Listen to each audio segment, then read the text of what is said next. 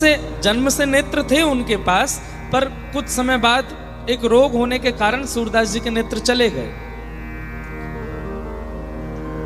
इतनी बड़ी अवस्था सूरदास जी ने बिना नेत्रों के व्यतीत कर दी।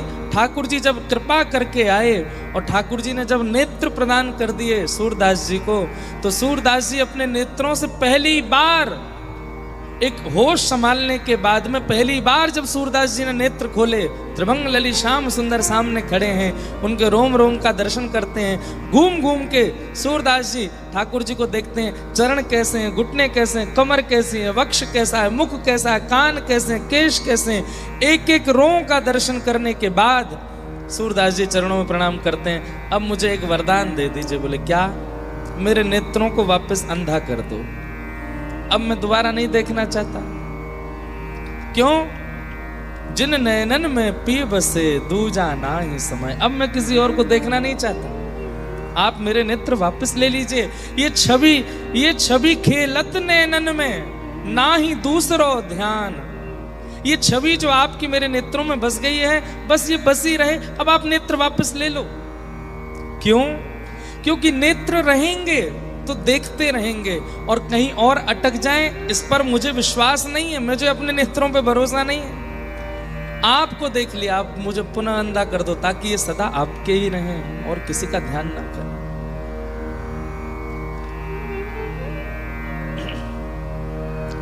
कभी कभी ठाकुर जी से मिलन मत मांगा कीजिए, मिलो मत तो मैं आपकी याद में रोऊं नाथ, मैं आपका विरह मुझे हो, ऐसी कृपा करो। बंधुओं, मिलने में तो केवल दो नेत्रों को ठाकुर जी का दर्शन होता है, पर विरह में तो रोम रोम को ठाकुर जी का अनुभव होता है। एक एक रोम पुकारता है श्री कृष्ण कैसे।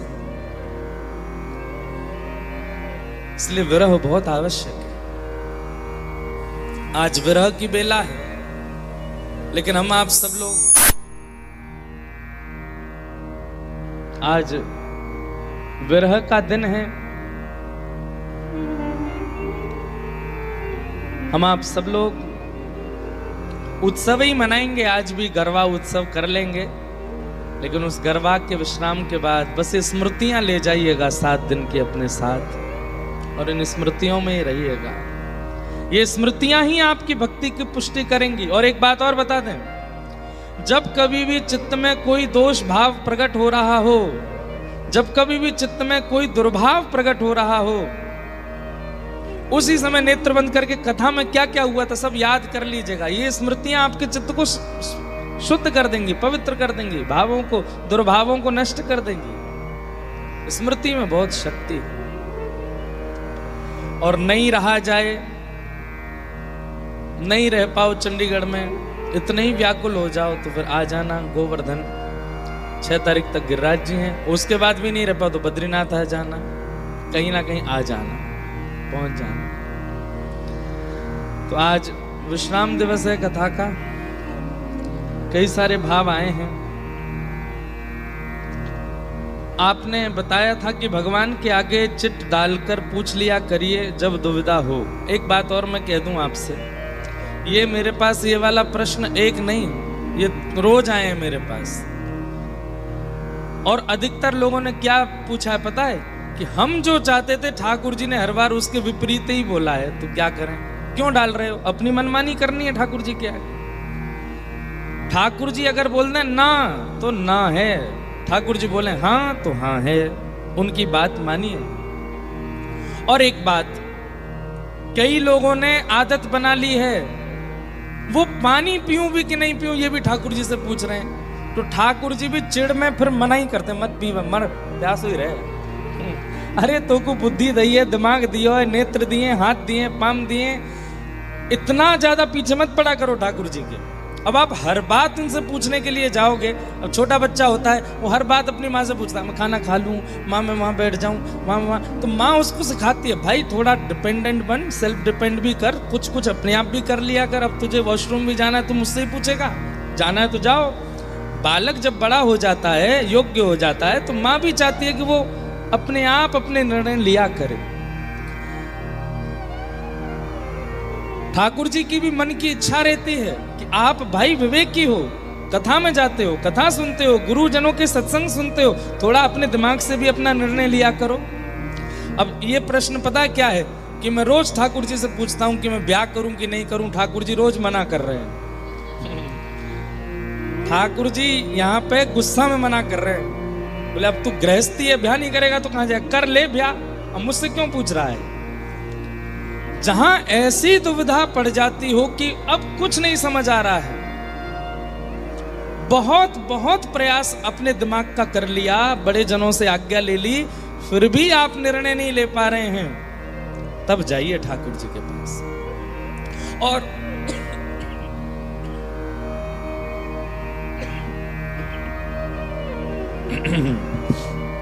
ये गले की हालत भी आप लोगों को गरबा सुनाने के लिए हो गई है हमारी। रात भर कल यहाँ पे गाए, रात भर नए नए पद लिखे, फिर से नए नए गरबा फिर गाए, सुबह 7 बजे सोए हम। सोचो कितनी मेहनत करते हैं आप लोगों को सुख देने के लिए, लाल जी को आनंद दिलाने के लिए। सबसे ज्यादा मेहनत चंडीगढ़ में, कोई कहता हम इतनी देर पंडाल में खड़े रहे, जनरेटर लगवाया, लाइट लगवाया, सबसे ज्यादा मेहनत हम करते हैं कथा में। गा भी रहे, नाच भी रहे, गवा भी रहे, सेवा भी, सब कुछ करना पड़ता है। लेकिन बस उद्देश्य यही है कि आप में से कोई 2-4 ही सही वो ठाकुर जी के हो जाएं, बस इसलिए। सब नहीं हो पाएंगे, इतना तो भरोसा है हमको आप लोगों पे, 2-4 तो हो ही जाएंगे। तो क्या निवेदन कर रहा था कि भाई ये हाथ पैर क्यों दिए ठाकुर जी ने, ये नेत्र क्यों दिए, नासिका क्यों दी, जिह्वा क्यों दी, कान क्यों दिए, बुद्धि क्यों दी, और इन सब के बाद भी ठाकुर जी आपको सत्संग दिला रहे हैं, कथाएं सुनने का अवसर दे रहे हैं, महाराज जी की वीडियोस आप देख रहे हो, कथाएं आप सुन रहे हो, इतना विवेक आपको ठाकुर जी जगह जगह से पहुंचा रहे हैं। क्यों? ताकि आप सेल्फ डिपेंडेंट भी बनो, पूर्ण रूपेण ठाकुर जी पे आसर तू मत हो जाओ कि मैं ये करूं कि नहीं करूं, ये करूं कि तो ठाकुर जी भी चिढ़ जाते हैं, बोले ला दाल पर चीज पर मना ही करूंगा मैं। अब बता, तो ये जो आपकी शादी के लिए रोज मना कर रहे हैं ठाकुर जी, भाई ये तो स्वाभाविक बात है, आप एक गृहस्थ आश्रम में रहते हो तो ब्याह तो आपको करना पड़ेगा, और वो ठाकुर जी से क्यों पूछ रहे हो। हाँ, किससे करूं किससे ना करूं ये पूछ लेना, 2-4 ऑप्शन आ जाए तो वो ठाकुर जी से आज्ञा ले लेना, उसमें भी पहले खुद तहकीकात कर लेना, जिनसे ब्याह होने वाला है वो भक्त हैं कि नहीं, वैष्णव है कि नहीं, कथा वथा सुनने में दिक्कत तो नहीं करेंगे, वृंदावन जाने में कोई प्रॉब्लम तो नहीं। उनमें 2-3 अगर मिल जाए कि हाँ ये भी कथा सुनते हैं, ये भी सत्संग सुनते हैं, हम तो कहेंगे कि अपने होने वाले जो जिनसे ब्याह होने वाला उनसे बोलना, मैं एक लाइन गाऊंगा, आगे वाली तुम सुना दोगे तो ब्याह पक्का। कौन सा? जो कान्हा मेरो नाम न जाने, जो कान्हा मेरो नाम न जाने, जो कान्हा मेरो नाम न जाने, जो कान्हा मेरो नाम न जाने। और इसके बाद कहना सुनाओ, अगर सुनाया तो बरमाला संगी लाया हूं, अभी पहना दूंगा, अगर नहीं बता पावे तो कहना सॉरी हम ब्याह नहीं कर सकते। भैया ये तो हमने एक एग्जाम्पल दिया है केवल, सीधी बात है, वैष्णव आप हो, आप भी ये देख लो कि वो वैष्णव है कि नहीं, और फिर भी मन में संशय हो तो ठाकुर जी से पूछ लेना, और तो ठाकुर जी देखना वही लेके आएंगे जीवन में जिससे भक्ति बढ़ेगी। इसलिए हर बात के लिए ठाकुर जी के पास मत जाया करो।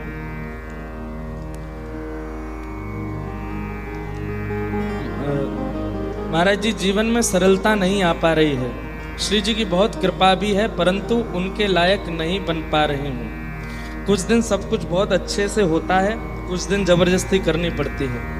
आपको एक बात बताऊं, पेन पेपर की व्यवस्था भी श्री जी ने ही की है पंडाल में।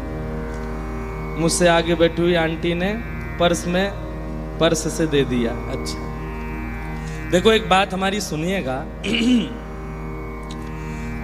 आप कथा सुनते हैं, भक्ति करते हैं, हम रोज कहते हैं ये बात कथा में, कथा सुनने और भजन करने का प्रतिफल क्या है? ठाकुर जी की प्राप्ति तो बहुत दूर है, बहुत दूर। सबसे पहला स्वरूप क्या है कि आपके अंदर दीनता आएगी। तृणादपि सुनीचेन, अपने आप को आप तृण के समान मानने लग जाओगे। और अगर ये भाव आपके चित्त में नहीं आ रहा है, अपने आप को दीन, अपने आप को सरल, अपने आप को सहज अगर आप नहीं मान रहे हो, तो इसका मतलब अभी भजन अच्छे से हो नहीं रहा है आपका। या फिर भजन तो होता है लेकिन किसी वैष्णव का अपराध भी होता है। भजन तो होता है, अब कहो तो कथा में आके हमारे प्रति अपराध कर रहे हैं कि कथा तो बढ़िया है, ये है, यहाँ तो ऐसे होता है, महाराज जी विलंब से आए कथा में, यूं हो रहा है, त्यों हो रहा है, ऐसे हो रहा है। कहीं ना कहीं आपसे कोई अपराध वैष्णव बन रहा है, या फिर आपका भजन जो है वो आलस्य पूर्ण हो रहा है, इसलिए दीनता, सरलता जीवन में नहीं आ रही है। क्योंकि भजन का सबसे पहला फल यही है कि व्यक्ति अपनी मान प्रतिष्ठा, यश, वैभव, कीर्ति और अपनी स्थिति से नीचे उतर आता है। अगर वो नीचे नहीं उतर करके आया है तो इसका मतलब है कि अभी भजन फलीभूत हुआ नहीं। कल कृष्णदास भैया आए थे, उन्होंने एक इतनी अच्छी बात बताई। उनके पूज्य गुरुदेव श्री चंद्रशेखर दास बाबा, जिनको पूरा व्रजमंडल प्रणाम करता है, बंगाल का शरीर था, लेकिन महाराज जी की देखो अब ये छोटी छोटी हरकतों से पता चलता है कि वो नाम और उनका भजन कैसा है। बोले महाराज जी कीर्तन चल रहा था और एक स्पीकर रखा है इतना दूर, जितना दूर वो कूलर है, और यहाँ बैठ के कीर्तन चल रहा है। अब बाबा के आने का रास्ता है ऐसे, यूं आकर के इधर बैठना है। तो कहते हैं कि वो ऐसे नहीं आए हैं, ऐसे घूम करके आए। तो सबने पूछा आप आगे से महाराज जी पधारो, तो क्या बोले?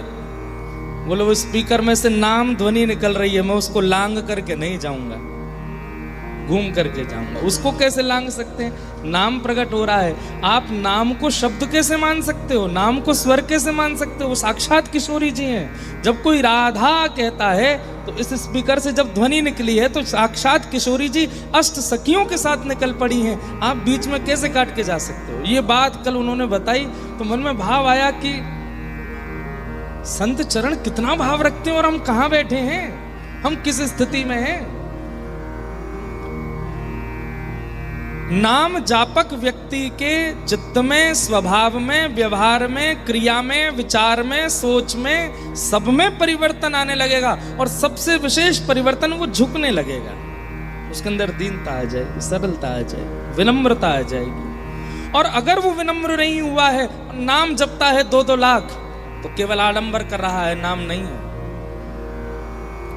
क्योंकि नाम कृपा करता। बंधुओं, जब श्री राधा बोलते हो ना, कितनी बार बोलना है ये तो आप अपने गुरु आज्ञा मान लीजिएगा। गुरु जी कहे इतना इतना तो उतना करिए, बाकी हमारी मानो। तो एक बार भी बोलो तो कैसे बोलो? श्री राधा।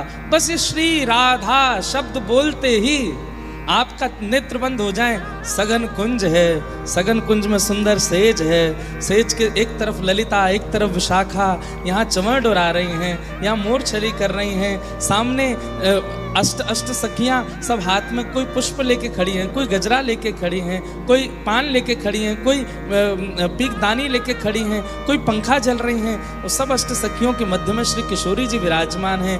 कमल जैसे नेत्र हैं, अत्यंत सरल, अत्यंत सहज, अत्यंत विनम्र हैं श्री किशोरी जी। उनका रूप देख करके नेत्र अश्रुओं से भर आते हैं। श्याम सुंदर एक टेर लगा करके किशोरी जी को देखते रहते हैं। श्री राधा एक बार कहते ही इतना सब चिंतन होने लगा, आपका नाम आपको विनम्र बनाने लग जाए। लेकिन हम क्या करते हैं? राधा राधा राधा राधा, बस बोलते रहते हैं, बोलते रहते हैं। उसमें कुछ विचार ही नहीं है, कोई भाव ही नहीं है। कृपा तो नाम तब भी करेगा कि आप बिना किसी भाव के करो, लेकिन अगर इस प्रकार से आप विचार करोगे, और हर दिन नया। आज नाम कीर्तन में क्या विचार किया? यमुना का तट है, किशोरी जी चल रही हैं, नूपुरों की ध्वनि आ रही है, संत रसिक जन चारों ओर खड़े हैं, किशोरी जी की मधुर झांकी का दर्शन कर रहे हैं। श्याम सुंदर आगे आगे चल रहे हैं, अपने मुकुट से ऐसा एक पहरा कर रखा है ताकि सूर्य की किरण श्री जी के चरणों में ना पड़े। तो ठाकुर जी ऐसे अपना मुकुट करके चल रहे हैं कि किशोरी जी के चरणों में छांव होती जा रही है। कभी ले जाओ गिरिराज जी, आज गोवर्धन की तलेटी है, गिरिराज जी खूब विशाल हैं, ऊपर से झरना गिर रहे हैं, छोटे छोटे उसमें गुफाएं हैं। किसी गुफा में श्री जी के लिए ठाकुर जी ने भोजन की व्यवस्था की है, किसी गुफा में श्री जी के साथ ठाकुर जी चौसर खेलने के लिए विराजेंगे। इस सब व्यवस्था ठाकुर जी ने की है, वह श्री जी की प्रतीक्षा कर रहे हैं। किशोरी जी आई हैं, आते ही ठाकुर जी ने पहले प्रसाद पवाया है। किशोरी जी के मन भयो कि कछु फलन को रस पीनो है, तो ठाकुर जी फल के रस की व्यवस्था कर रहे हैं। अब किशोरी जी को चौसर खिलाने ले गए हैं, वहां से किशोरी जी के संग रास विहार कर रहे हैं और फिर लौट करके ठाकुर जी किशोरी जी को बरसाना तक छोड़ते हैं, फिर नंद भवन जाते हैं। अब आप ये सब चिंतन नित्य नित्य नए नए करके नाम करोगे, आपका नाम फल नहीं देगा, निश्चित देगा। पर हम कुछ विचार नहीं करते, हम केवल शब्द रा और धा ये पूरा करना है हमको, इस पे लगे रहते हैं। मैं फिर कह रहा हूं, फल तो फिर भी मिलेगा, लेकिन लीला चिंतन करके चिंतन किया कीजिए। एक लाली कथा में आती है, आप विश्वास नहीं मानेंगे, वो ऐसा ऐसा चिंतन करती है, कभी कभी मुझे बताती है तो मैं प्रफुल्लित हो जाता हूं। एक बार उसने क्या चिंतन किया कि महाराज जी हमेशा ठाकुर जी और श्री जी पूर्णिमा पे क्यों मिलते हैं, अमावस्या पे क्यों नहीं मिलते। मैंने की लाली अमावस्या पे लाला दिखते ना होंगे, कारे कारे, उस समय लाइट तो होती नहीं है, और अमावस्या पे चंद्रमा है नहीं, और ठाकुर जी दिखते नहीं होंगे, इसलिए अमावस्या पर कोई ऐसी क्रिया। तो बोली तो फिर अमावस्या को नींद कैसे आती होगी, कितना विरह होता होगा श्री जी को कि आज तो ठाकुर जी मिले नहीं। मैंने की तो तुम चिंतन करो कैसे होगा। अब ये कोई लीला कहीं लिखी नहीं है, उसने चिंतन किया।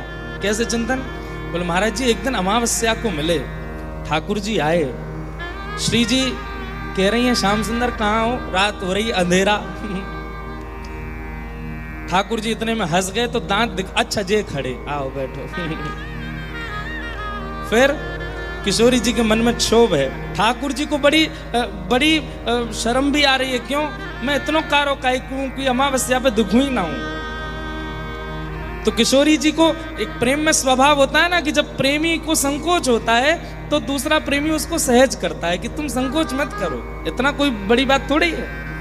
तो किशोरी जी कह रही हैं आप संकोच क्यों, नहीं श्री जी मुख आपके काजे और भी सुंदर सुंदर वर है सके, आपने जे कन्हैया ही काई कुछ चुनो, देखियो अमावस्या पे दुखू ही ना हूं मैं। तो श्री जी के मन में आई इतना संकोच कर रहे हैं, कुछ होना चाहिए। तो श्री जी तो विचार करती हैं, तुरंत सब कुछ प्रकट हो जाता है। इतने में असंख्य जुगनू उड़ते हुए आ गए, जुगनुओं में डिम डिम डिम डिम एक प्रकाश होता है, और सब जुगनुओं का झुंड आकर के श्री जी के सामने बैठ गया।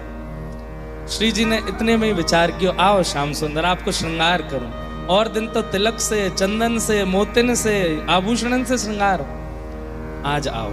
अब एक एक जुगनू को उठाती हैं, और किशोरी जी ठाकुर जी के एक जुगनू यहाँ मुकुट के ऊपर, एक जुगनू यहाँ मणि के पास, एक जुगनू कान के पास, एक जुगनू माथे पर, एक जुगनू यहाँ मकराकृत कुंडल पर, एक जुगनुओं के कुछ मालाएं यहाँ पर, और कुछ बाजूबंद पर, कुछ हाथ पर, कुछ कमर पर, कुछ चरणों पर।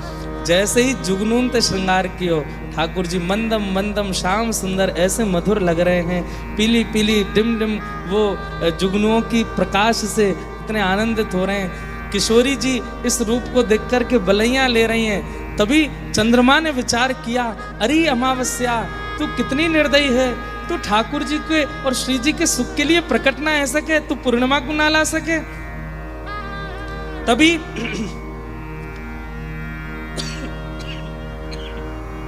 चिंतन देखिए, अमावस्या तो नहीं बदल सकती। तभी क्या हुआ, किशोरी जी ने ठाकुर जी की भुजा अपने कंधा पर रखी, अपने भुजा ठाकुर जी कंधा पे, ठाकुर जी चमक रहे हैं, किशोरी जी प्रेम भर करके देखती हैं, तो किशोरी जी का जो तेज है वो और ठाकुर जी को प्रकाशित करने लगता है। दोनों युगल का प्रकाश सामने बह रही यमुना जी पर पड़ता है, और जैसे ही कोई लाइट शीशा पर डालो तो रिफ्लेक्ट होकर के ऊपर जाती है। तो श्री जी और ठाकुर जी का प्रकाश जैसे ही जमुना जी पर पड़ा, जमुना जी ने उसी प्रकाश को रिफ्लेक्ट कर दिया आकाश की ओर, और जहां चंद्रमा अमावस्या का था वहीं पूर्णिमा हो गई, और पूर्णिमा में पुनः ठाकुर जी का रास विहार हो गया। हम करते हैं ऐसे चिंतन, ऐसे चिंतन करने पर नाम कृपा करता है। इसलिए नाम कोरा मत जपिए। मैं फिर कह रहा हूं तीसरी बार, कृपा तो फिर भी हो जाएगी, पर कुछ चिंतन करके करो। ये कथाएं क्यों सुनते हो आप, ये लीलाएं क्यों सुनते हो आप? ताकि आपका भी अपना चिंतन बने, आप भी कुछ विचार कर सको। ये लीला कैसे हुई होगी, यहां कैसे हुआ होगा, ये क्रिया कैसे हुई होगी, विचार करो।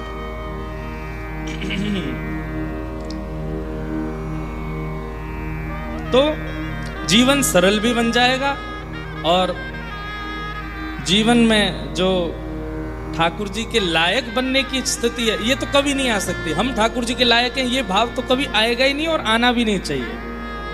अगर आप ये विचार कर लेते कि मैं श्री जी के लायक हूं, मैं राधा रमण जी के लायक हूं, मैं किशोरी जी के लायक हूं, आपसे बड़ा कान पकड़ के क्षमा प्रार्थी, ना लायक कोई नहीं है। क्योंकि आप अपने आप को लायक मान रहे हो। श्री जी के लायक हो आप, कोई नहीं है उनके लायक। वो जिसको चालें वो उनके लायक है। हमें अपने मन से नहीं विचार करना है कि हम उनके लायक हैं कि नहीं। एक अंतिम प्रश्न और कह देते हैं। प्रणाम। मन में दो भाव हैं। एक यह कि श्री जी, जो श्री जी का नहीं है, अच्छा श्री जी से आप केवल किशोरी जी मत लिया करो। श्री जी मतलब दोनों, युगल को हमारे व्रज में श्री जी ही कहते हैं। है तो मुख्य रूप से किशोरी जी, पर फिर भी आप अति गूढ़ ब्रजवासी से मिलोगे तो वो बिहारी जी के लिए भी यही कहेंगे, कहाँ जा रहे हो? बोले श्री जी के दर्शन करने जा रहे हैं। नए लोग कह सकते हैं अच्छा बरसाने जा रहे हो? नहीं नहीं, बिहारी जी। बिहारी जी तो बिहारी जी, श्री जी क्यों कहा? बोले भैया वृंदावन वारियन के काजे दोनों युगल ही श्री जी हैं, दोनों श्री हैं। राधा रमण जी की कृपा हो रही है, ऐसा नहीं बोलेंगे, श्री जी की कृपा है रही है, दोनों श्री जी। तो मन में दो भाव हैं। एक यह कि जो श्री जी का नहीं है वो हमारा भी नहीं है, और एक भाव जो आपने कल कहा कि यदि कोई भक्ति भाव में नहीं है तो श्री जी से प्रार्थना करो कि जैसे उन्हें हमें अपनाया, आप हमारे साथी को भी अपनाओ। तो हम क्या करें? इंतजार करें उनके भक्त होने का, या फिर उनको श्री जी का नहीं है समझकर छोड़ दें? हमने एक बार कथा में कहीं बताया था, एक समय अवधि रखिए, बहुत अपना व्यक्ति है और श्री जी से विलग है, तो श्री जी से प्रार्थना करो और एक समय प्रतीक्षा का रख लो, इतना प्रतीक्षा हम करेंगे। अगर श्री जी ने इनको स्वीकार कर लिया, और नित्य उतने समय तक हम प्रार्थना करेंगे, हे श्री जी इनको स्वीकार करो, इनको स्वीकार करो। क्यों स्वीकार करो? क्योंकि इनके आपके होने से मेरी भक्ति और सरल हो जाएगी। हम दोनों मिलके करेंगे तो और अच्छा आनंद आएगा और सुख मिलेगा, इसलिए स्वीकार करो। और उतनी अवधि में अगर श्री जी उन्हें स्वीकार नहीं करती हैं तो इसका मतलब है कि चाहती नहीं है श्री जी की वो हों। उसके बाद आप क्या करो? शरीर का जो नियम है, शरीर का जो धर्म है, शरीर का जो संबंध है, उसका निर्वहन करो, हृदय से ज्यादा लगाव मत रखो। इस प्रकार आपको निर्वहन करना है। तो और कोई बाह्य व्यक्ति है, दोस्त है, मित्र है, पड़ोसी है, दूर का कोई है, वो श्री जी का नहीं हो रहा और इतने दिनों में भी नहीं, उसका तो त्याग ही कर दो। बोले जय सिया राम है भैया, मिल जाएगा तो राधे राधे करेंगे, नहीं तो फोन वोन कर भी जरूरत ना है, दूर रहे हमसे। लेकिन कोई ऐसे संबंध का है जो साथ ही रहता है, वो फिर भी ठाकुर जी उसको स्वीकार नहीं कर रहे बहुत दिनों तक, तो फिर आप उसके बाद शरीर धर्म का निर्वहन करो। बहन के प्रति जो नियम होना चाहिए, भाई के प्रति, पिता के प्रति, माँ के प्रति, पत्नी के प्रति, बच्चों के प्रति, जो शरीर का धर्म है उसका निर्वहन करो। बाकी हृदय से फिर विशेष लगाव मत रखो। ऐसा आप कर सकते हैं। तो ये कुछ भाव थे। एक बहुत गंभीर भाव भी आया है हमारे पास, हम सोच रहे हैं कहें कि नहीं, पर हमको पंडित जी बोल के गए ये जरूर बोल देना आप।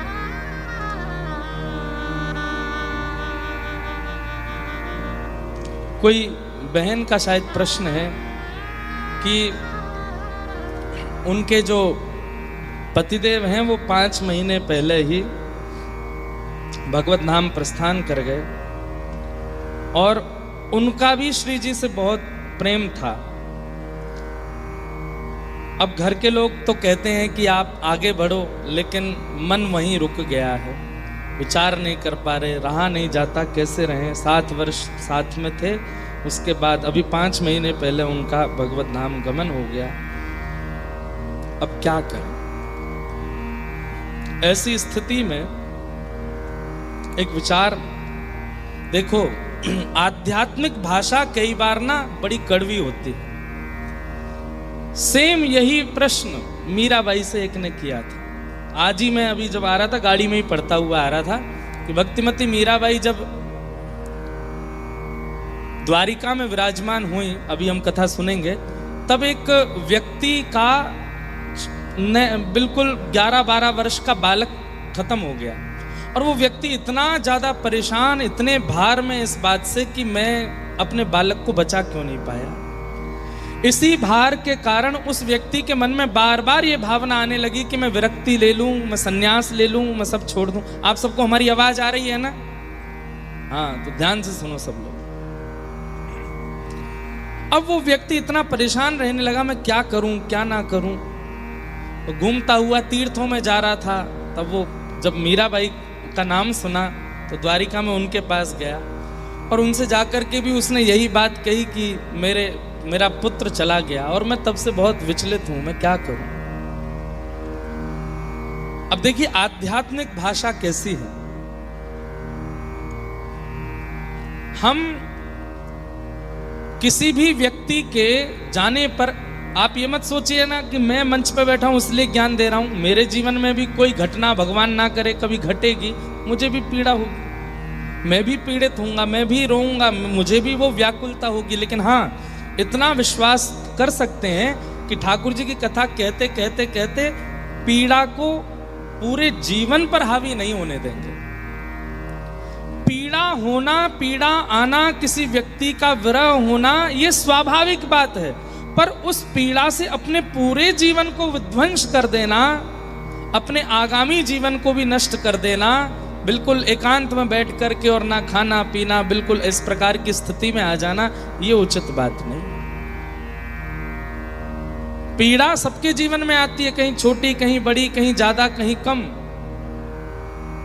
लेकिन उस पीड़ा से कुछ दिन पीड़ित तो सब होते हैं, पर उस पीड़ा से पुनः अपने आप को उठा करके चल पड़ना ठाकुर जी को बहुत प्रसन्न करता है। हम लोग देखते हैं कि बच्चे हमारे स्कूल में कंपटीशन कर रहे थे, दौड़ की कंपटीशन हुई, बच्चा हमारा गिर गया, गिरते ही माताएं परेशान हो जाती, अरे गिर गया। लेकिन वो बालक वहीं बैठ करके रोने लग जाए अपना पैर पकड़ करके, तो भाई अब फिर सब कहेंगे अब क्या करें, वो उठा लाओ इसको। लेकिन वो बालक गिरने पर भी उठ करके फिर दौड़ने लग जाए तो सब लोग उसकी प्रशंसा ही नहीं, भले ही वो हार जाए फिर भी उसकी प्रशंसा, उसका स्मरण, उसकी याद सब करते हैं। ठीक वैसे ही हम सब जीवन रूपी दौड़ में दौड़ रहे हैं। जीवन में आने वाली रुकावटें, कहीं ठोकर आती है, कहीं कुछ आता है, कहीं कुछ आता है और हम गिर पड़ते हैं। और गिरने के बाद जब हम गिरे ही रहते हैं, ठाकुर जी फिर कुछ नहीं कहते, कहते हैं कोई बात नहीं, अब तो जो है सो है, दया आती है ठाकुर जी को। लेकिन जब गिरने के बाद हम पुनः उठ जाते हैं, रक्त निकल रहा है, चला नहीं जा रहा है, दौड़ा नहीं जा रहा, फिर भी परिश्रम करते हैं, फिर भी चलते हैं, ठाकुर जी भावुक नेत्रों से हमारा स्वागत करते हैं, हृदय से लगाते हैं। जीवन में जो भी परिस्थिति आई वो तुम्हारे प्रारब्ध के कारण आई है, लेकिन फिर भी तुम रुके नहीं, फिर भी तुम हारे नहीं, फिर भी तुम थमे नहीं, चल पड़े, निकल दिए। इसलिए मुझे अति प्रिय जीवन में परिस्थिति कैसी भी आवे, परिस्थिति बहुत कठिन है जो आपने लिखी है, लेकिन इस परिस्थिति में आपको स्वीकार करना पड़ेगा कि अब जो हुआ वो हुआ। कथाएं सुनकर के, नाम आश्रय लेकर के, ठाकुर जी को अपना बना करके अब मैं आगे बढ़ूं। शेष जीवन जो है वो अपने लिए, और जो चले गए हैं उनके नाम से मैं ठाकुर जी की सेवा में लगा दूं। आपको आगे बढ़ना पड़ेगा। मीराबाई के दादाजी को छीन लिया, मीराबाई का जिनसे विवाह हुआ, नाम का विवाह था, लेकिन एक प्रकार से वे भी समर्थन ही तो करते थे मीरा जी का, उनको भी छीन लिया ठाकुर जी ने। मीराबाई का पूरा परिवार विपरीत रहने लगा, कोई भी अपना नहीं। वापस मेड़ता लौट के आई तो पिताजी भी चले गए, माताजी भी चली गई, कोई नहीं बचा। लेकिन फिर भी मीराबाई रुकी नहीं, थमी नहीं, अपना भजन करती रही। ऐसे ही बंधुओं, जीवन में परिस्थिति चाहे जितनी भयावह आ जाए, परेशान मत होइए, विचलित मत होइए। कथाएं सुनिए, नाम जप कीजिए, इससे बड़ा बल आपको कहीं नहीं मिलेगा। और इस बल को लेकर के चल पड़ी, निकल दीजिए। ज्यादा उसका विचार मत कीजिए, चिंतन मत कीजिए। ठाकुर जी ने शायद कुछ विचार किया है, उसको सोच करके आगे बढ़ दीजिए। तो इन बहन के लिए भी हम बस प्रार्थना करते हैं कि आप ठाकुर जी के नाम आश्रय लीजिए, कथा श्रवण कीजिए, और अब बहुत दिन तक परेशान मत रहिए, अब निकल पड़िए। 5 महीने हुए हैं, अब बस इस दीपावली गोवर्धन पूजा से ठाकुर जी को अपना जीवन अर्पित करने के बाद आगे बढ़िए। जीवन में आगे बढ़ना बहुत आवश्यक है। बोलो वृंदावन बिहारी लाल की। प्रश्न बहुत सारे आते हैं, पर हम सबको बस प्रणाम मात्र कर देते हैं। भगवान की गोवर्धन लीला हम लोग कल श्रवण कर रहे थे। इसी गोवर्धन लीला में भगवान ने माधवी पर कृपा की, और वही माधवी मीरा बनकर के वृंदावन में प्रकट हुई। मेड़ता से मेवाड़ गई, मेवाड़ से पुनः मेड़ता आई, और मेड़ता के बाद फिर वृंदावन आई। 25 वर्ष तक मीराबाई वृंदावन में रही। कितने वर्ष? लगभग 50-55 वर्ष की आयु होने पर मीराबाई अब विचार करने लगी, मैं क्या करूं।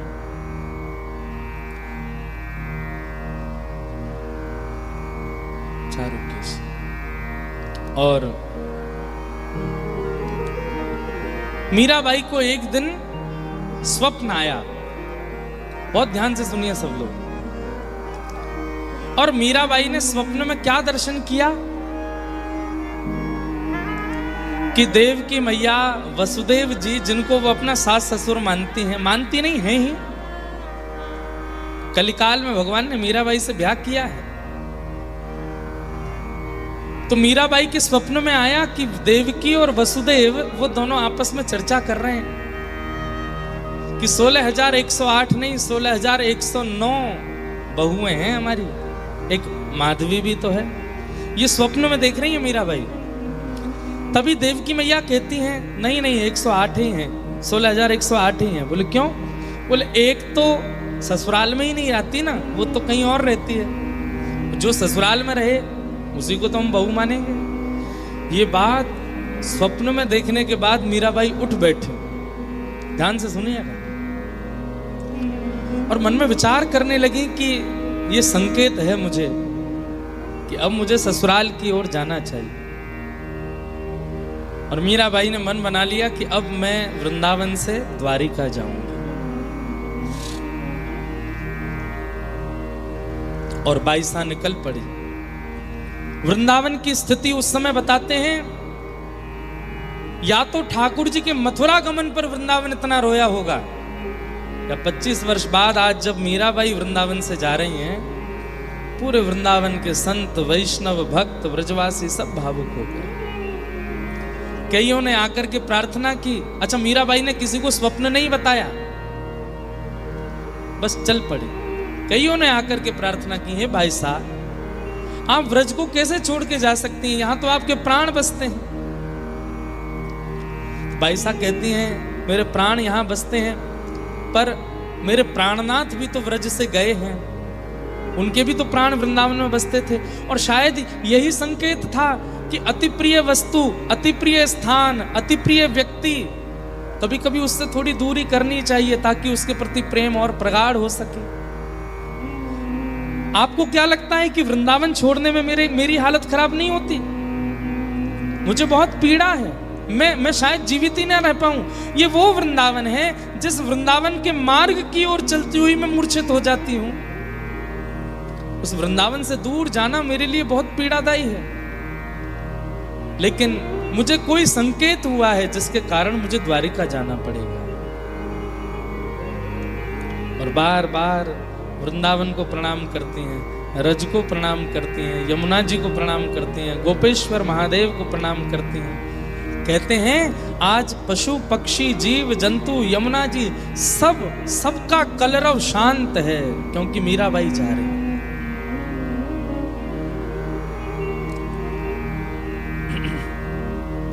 निकल पड़ी मीराबाई द्वारिका की ओर। वृंदावन के विरह में व्याकुल हो जाती हैं, रोने लगती हैं। कभी कभी वापस दौड़ने लगती हैं वृंदावन के लिए, लेकिन फिर संभाल करके फिर चल पड़ती हैं द्वारिका को। रास्ते में जितने स्थान पड़े, हर स्थान पर ठाकुर जी का स्मरण करते हुए मीराबाई जा रही हैं। और रास्ते में जितने भी स्थान पड़ते हैं, संत जन आते हैं, मीराबाई के साथ बैठ के सत्संग करते हैं। सब कहते हैं कि आप वृंदावन छोड़ करके कैसे जा सकते हैं। बाईसा कहती हैं कि श्याम सुंदर द्वारिका गए हैं और वहीं लीला विश्राम किए हैं, इसका मतलब ठाकुर जी वहीं विराज रहे हैं, मुझे बुला रहे हैं, इसलिए मैं जा रही हूं।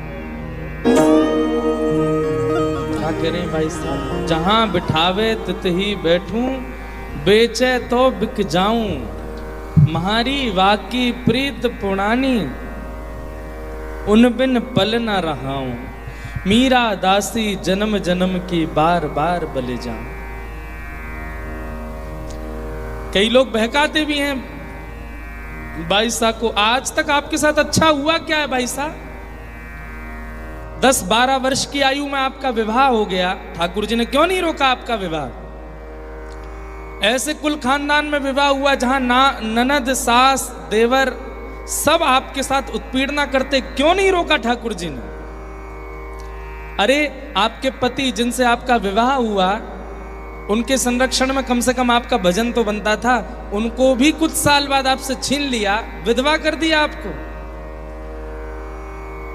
क्यों नहीं आए ठाकुर जी आपकी रक्षा करने?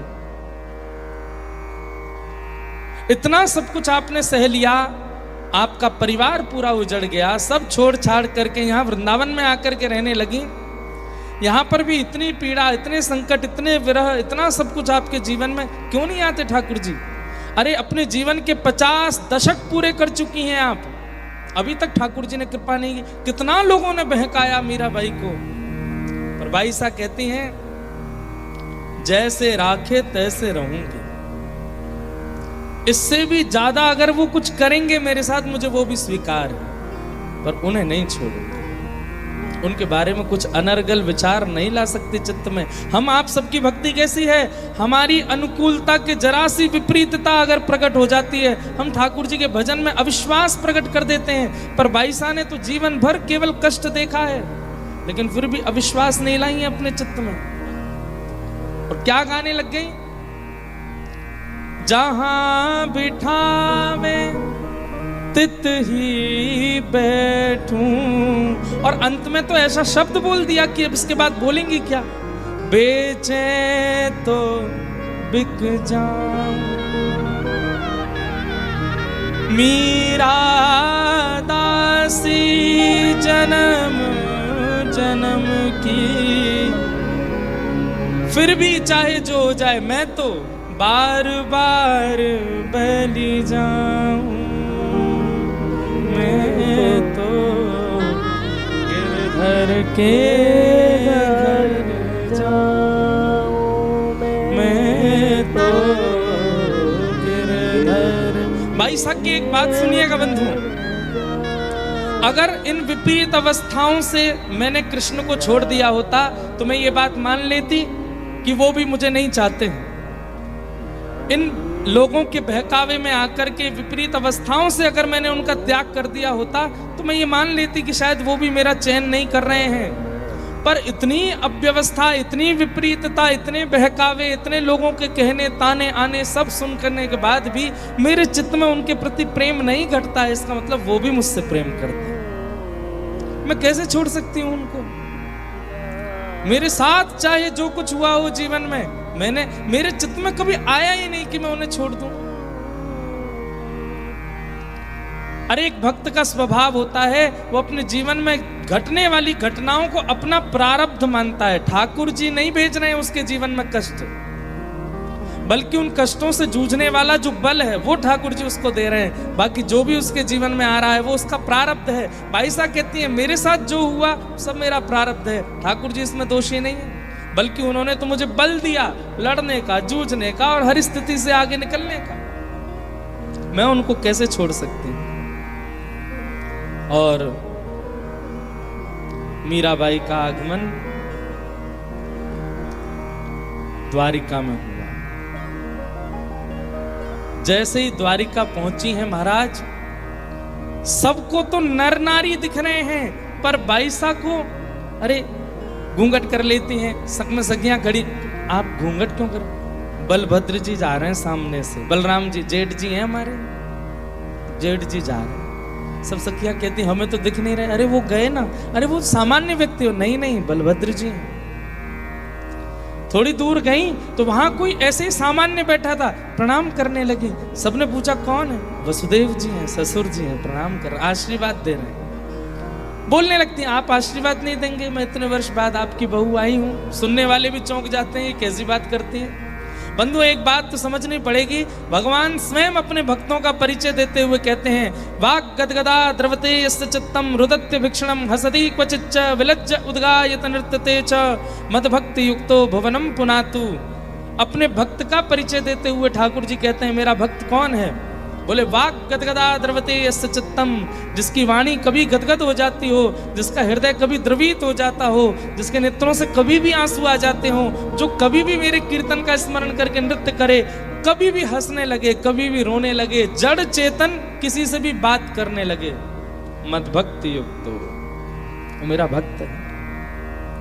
संसारी भाषा में उसको पागल कहते हैं जो इस प्रकार की हरकत करता है, परंतु ठाकुर जी कहते हैं वो मेरा भक्त है। क्योंकि मेरे भक्त की स्थिति ऐसी हो जाती है, वो जड़ चेतन किसी को